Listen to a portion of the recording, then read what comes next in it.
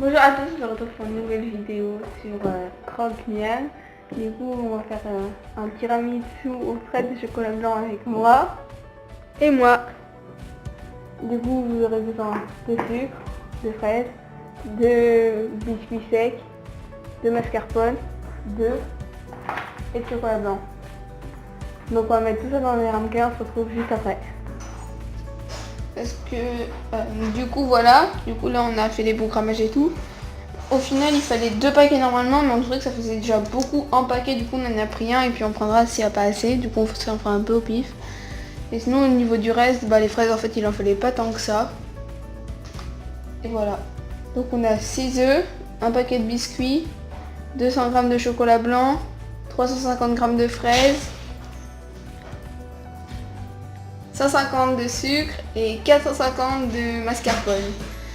Voilà, donc on va pouvoir commencer. Donc voilà, donc il faut faire fondre le chocolat blanc. On peut faire au micro-ondes ou alors au bain-marie, mais je vais faire au bain-marie parce que je trouve que c'est mieux. Donc voilà. Donc pour le bain-marie, on a besoin d'une casserole, de quoi la chauffer et d'un saladier et de l'eau. Donc je vais remplir la casserole d'eau. Du coup j'ai bien rempli la casserole d'eau jusqu'au bout parce que j'avais pas de casserole assez grande ou de saladier assez petit.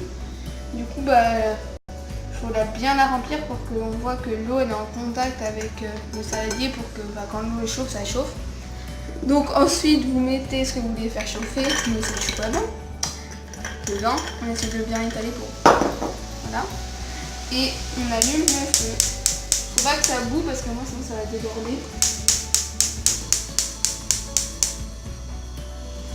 Donc voilà, et on laisse cuire. On passe à l'étape d'après. Donc pendant que le chocolat cuit, on a nettoyé, équeuté et coupé en tranches les fraises. Équeuté, ça consiste à enlever des fraises.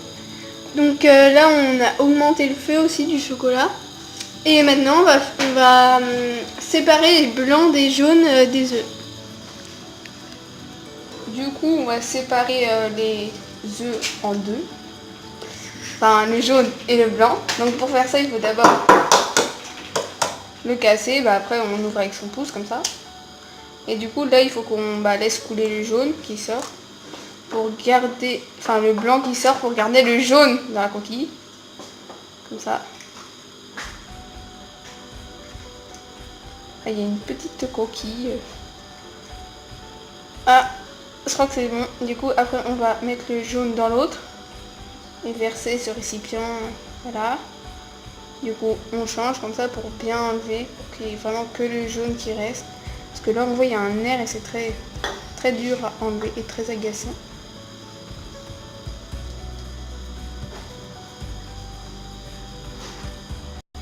Parce qu'il faut le rompre et c'est très difficile. Il faut y aller avec les doigts. Bon, je crois que c'est un peu de galère. Bon, c'est pas grave. Ah, ça m'agace. Ah, voilà. Donc, on a séparé le blanc et on met le jaune ici. Et du coup, on fait ça avec les ciseaux. Donc, une fois qu'on a séparé les deux, on va mettre les jaunes et le sucre dans le bol.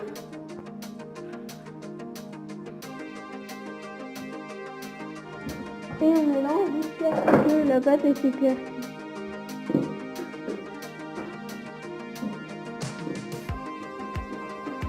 En gros, ça va faire le petit bout et après ça va devenir un peu plus blanc.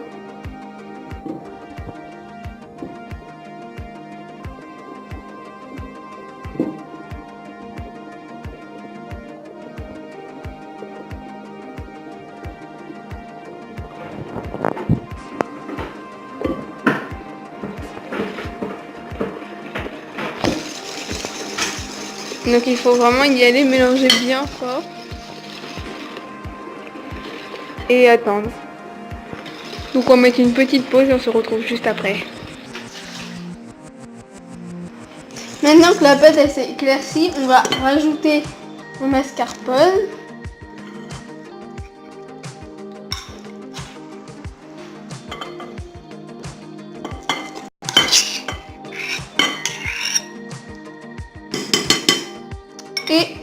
chocolat blanc qui est cuit depuis un petit bout de temps.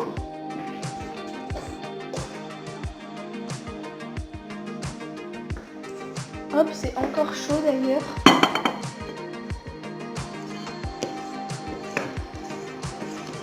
Elle a l'air de galérer. Je vais l'aider.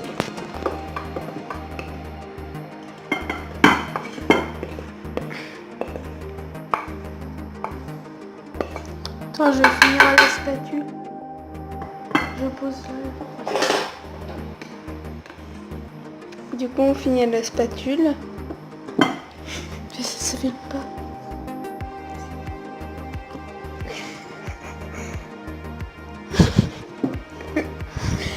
On rigole parce qu'elle a cru que ça filmait pas et en fait ça filmait. Donc voilà, du coup, faut pas en oublier parce que ça, je trouve que ça part pas très bien, ça reste un peu.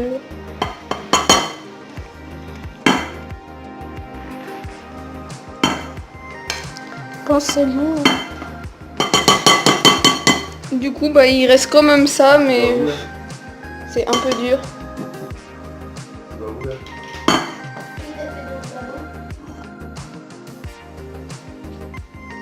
Donc on a essayé de tout enlever, mais comme je disais, il reste encore tout ça, donc c'est pas...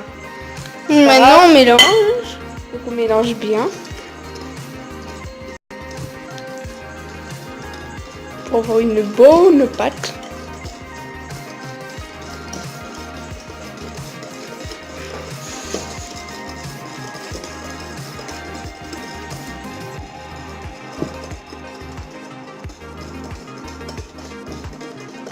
Donc voilà, donc elle est bien onctueuse, il n'y a pas de grumeaux. C'est vraiment une belle pâte. Franchement, je suis contente.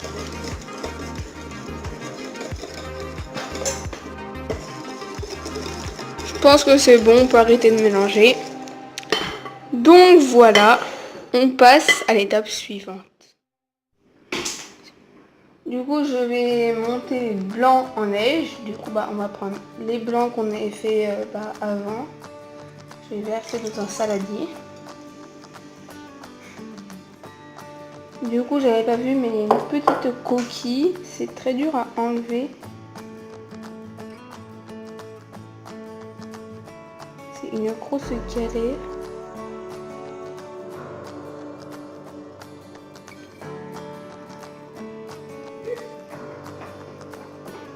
C'est bon, je la tiens. Donc voilà. Maintenant, je pense qu'elle va bien nettoyer là. Donc après, ensuite, on peut faire à la main, mais il faut utiliser une cuillère en bois et c'est très long. Et voilà. Du coup, on va y aller au batteur électrique.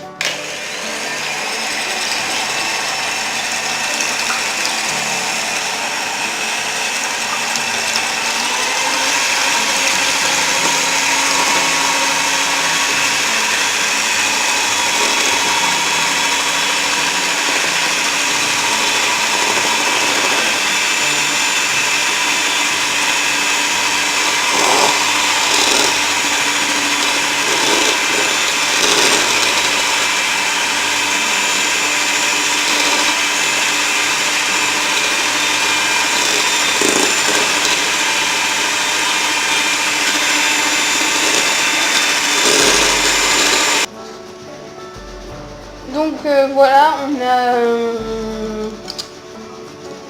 a mélangé. Et pour faire un test, du coup, petite astuce pour savoir si c'est bien, et bah quand on plante une cuillère, c'est pas censé retomber comme ça. Donc ça veut dire qu'ils sont réussis.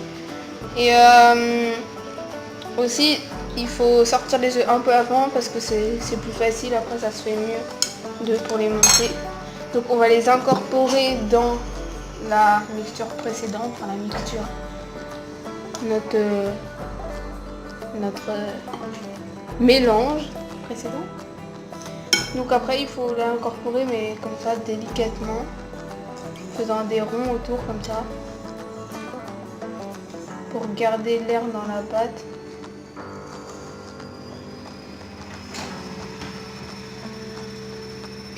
Je vais plutôt faire ça à la cuillère, ce sera mieux, parce que j'ai l'impression que le foie ça est détruit.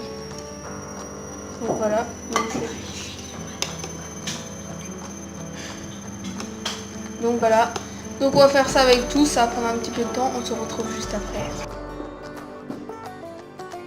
Du coup bah j'ai terminé. Donc un petit conseil, moi je l'ai mis de 3/4 après. Et j'ai bien tourné et j'ai pris une plus grande cuillère pour mieux aérer, pour garder une meilleure pâte. Voilà, donc ça on a terminé. Cette pâte est terminée, donc voilà. On va pouvoir passer à l'étape d'après. Voilà. Alors, donc pour la suite, on va concasser les biscuits. Donc là, j'ai déjà fait un paquet. Et on va faire juste un petit peu de l'eau. Parce qu'en fait au début on pensait faire qu'un paquet, même si c'était marqué 2 dans la recette parce qu'on ne se rendait pas compte. Et en fait en mettant les blancs ça a carrément gonflé de volume avec tout ça. Donc on va rajouter, je pense que ça va Donc plus du que coup 6 là je vais personnes. rajouter ça en plus. Du coup on rajoute ça. On va le faire en 2 fois. Si vous n'avez pas ça chez vous, vous pouvez très bien mettre ça dans un bol et puis aller à la cuillère. Ou même les casser à la main si vous voulez plus de croquant. Parce que nous c'est un peu poudreux si on regarde. Pour plus de croquant, vous faites ça à la main. Faites comme vous voulez, mais comme on avait ça, on s'est dit que ça allait être plus pratique. Donc voilà pour Ouais. là. Et on fait un peu plus de croquant parce qu'en vrai il y avait plus de miettes. Voilà. Et les derniers. Les 3 derniers. Et du coup bah on s'excuse pour tous les bruits de fond depuis le début de la vidéo et pour ce qu'il y aura après, mais du coup on fait ça dans une cuisine et il y a des bruits extérieurs, donc voilà.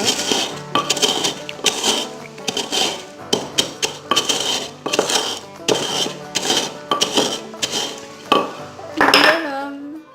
Si ça va rentrer. Hop, parfait. C'est rentré. Donc on passe à l'étape suivante. Donc maintenant on va passer au remplissage des verrines. Je pense que je n'en aurai pas assez, mais je vais faire celle-là en vidéo et j'en ferai d'autres après. Donc on remplit. Je vais vous montrer pour une parce que si je les fais toutes ça va être un peu long. Et je vous montrerai quand je les aurai toutes faites à la fin. Donc on remplit toujours.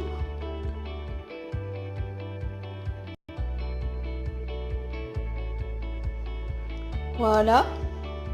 Sachant qu'il faut en laisser pour les gâteaux et les fraises. Voilà, donc après on ajoute du croustillant. Je vais prendre une petite cuillère. Voilà, donc.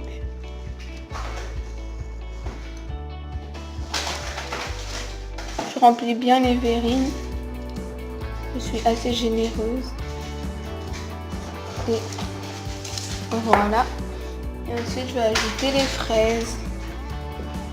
Donc j'ajoute les fraises.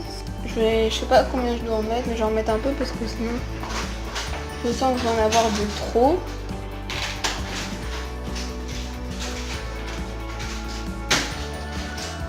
Je fais pas de forme particulière, je fais la moitié comme ci, comme ça. Donc voilà, et je vais faire ça avec toutes les autres. Si on regarde de profil, ça fait une petite verrine. Voilà, donc on se retrouve juste après. Donc nous avons terminé toutes les verrines. Voilà ce que ça rend. Et comme ça. Voilà, donc on espère que cette vidéo vous aura plu. Je m'excuse encore une fois pour les bruits. Et on a essayé de faire plusieurs motifs, genre des lignes, d'essayer de montrer plusieurs façons de faire dessus. Et il faudra laisser dans votre frigo 12 heures avant de manger, ce sera meilleur. C'est juste un conseil, mais si vous avez vraiment trop faim, vous pouvez le faire. Donc pour la pâte qui reste, on en fera d'autres, mais après. Voilà. Donc j'espère que cette vidéo vous aura plu. Donc n'hésitez pas à mettre un pouce bleu si vous avez aimé, à laisser un commentaire nous disant si vous avez des idées pour une prochaine vidéo de cuisine et à vous abonner. Voilà. Notre compte Instagram ce sera croque-miam. Donc on mettra des photos de ce qu'on fait et tout ça. Donc voilà. Au revoir.